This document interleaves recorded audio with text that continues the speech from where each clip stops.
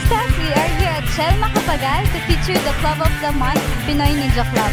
I'm here with Mr. Adonis Lake and Sir Will Castro, representative of their club.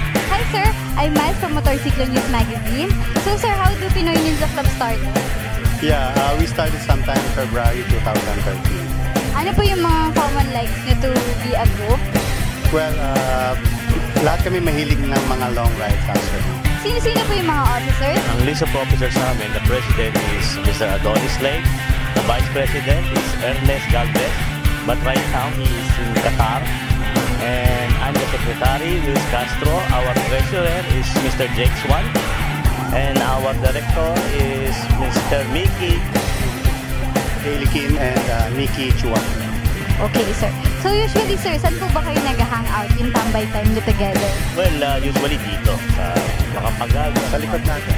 Meron po ba kayong specific date para mag-hangout? Usually, nag-hangout kami during before the ride and after the ride.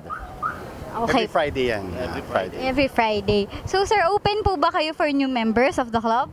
Yes, we are open. Meron po bang requirements to be a member of Club Ninja? Well, right now, ang requirements namin is you have to join one long ride, one short ride, and one tambay. Usually sir, saan po yung mga napuntahan yung places as long ride? Marami na. First, Baler, Aurora. So that's our first long ride. And then nakarating na rin kami ng Sagada, nakarating na rin kami ng Tacloban, Iloilo, Marinduque. Last week, North Loop naman. Do you have any other activities? Well, yung ang sinaming group activities, yung ginawa namin doon sa Mindoro, that's a tree planting activity together with the local government officials ng Marinduque. And also, like yung may calamity, tumutulong din kami dyan. Kamukha nung mga bagyong Yolanda ba yun? Yolanda, yes. So sir, you have campaign for... Wow, that's nice po. Ride for a cause. Ride for a cause. Meron kaming mga contribution sa Red Cross, ganyan. Lastly po, message no to all the cyclovistas out there. Well, ang message namin sa mga sikluwista, enjoy riding motorcycle, it's fun. But be safe.